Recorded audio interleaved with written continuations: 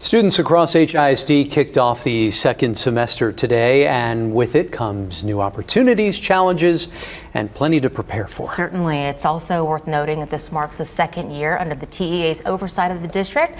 We're joined this afternoon by Superintendent Mike Miles to talk about what lies ahead. Superintendent, thank you for joining us this afternoon. Yeah, thanks for inviting me. Absolutely. Let's start with safety here. There are changes coming to HISD's high school campuses, in particular, involving metal detectors. Explain to our viewers why that's necessary and how that'll be rolled out.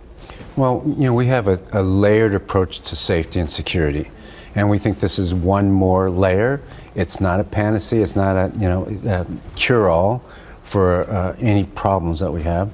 But we've had some guns in our schools, and we want to add another layer. So we have weapon detection systems going in.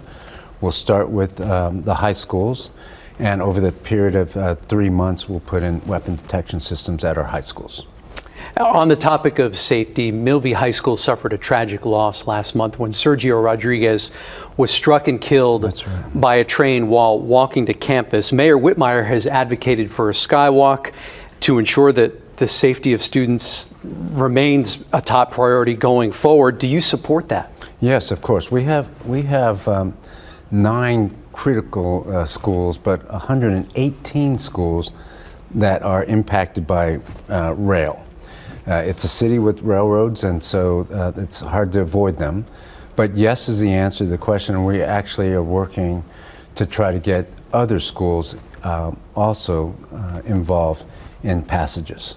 And what's the timeline on that? So we'll be working, we've already had some meetings. I think it's going to take some time. This is an intergovernmental group of agencies that need to come together to solve the problem. And will you include parents and staff at these schools in that discussion? We're definitely going to have parents and staff in some of our surveys and input sessions. But this is not a problem that's going to be solved overnight. I want to make that clear. It's been a problem for decades, and so we have a mayor, we have other people who want to solve this problem, and we certainly do too. Superintendent, there were a number of personnel changes last semester that parents were concerned about, openly angry about. We certainly saw protests outside campuses after administrators were replaced, parents telling us they were given no warning or explanation. Should they be concerned that they'll see a repeat of that in the spring semester at other campuses? Keep in mind we have 274 schools, 274 principals, 645 assistant principals. So in any large district, there's bound to be some changes, sometimes because of promotion, sometimes because of resignations, and sometimes because of personnel action. That number of personnel actions, I think, was somewhere around 5 in the first semester. It may seem like a lot more, but it's not, so I want to keep that in perspective.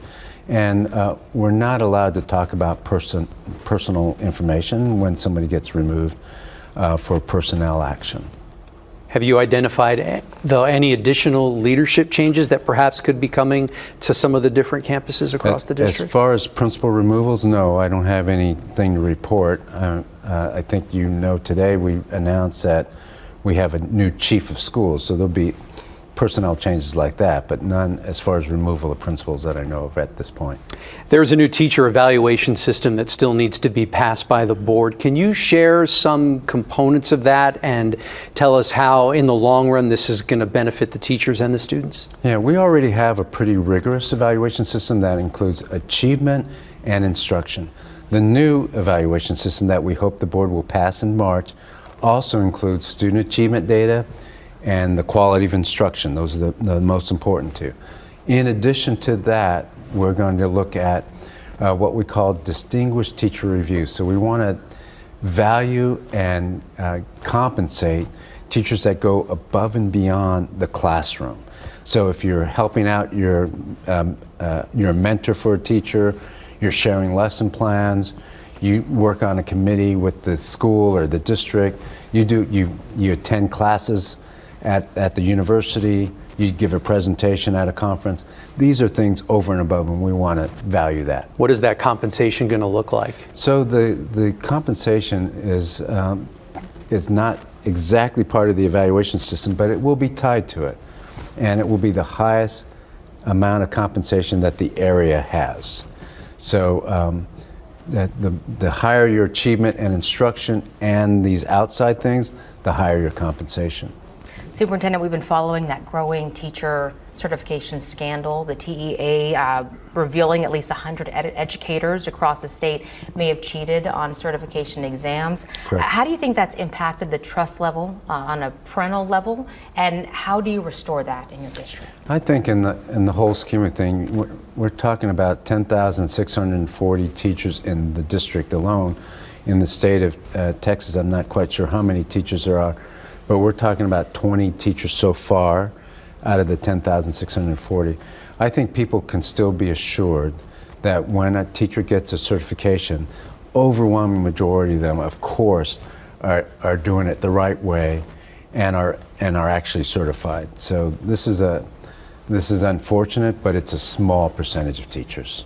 And lastly, the spring semester can be demanding, be challenging for students and for their families with standardized testing and other demands. What is your message to families and students to help them navigate this process? Yeah, thanks for asking. But this semester we focus on the quality of instruction, and it's not just reading, writing, math, and science. There are many other things that kids do. The performance arts, project-based learning, things like that in different schools.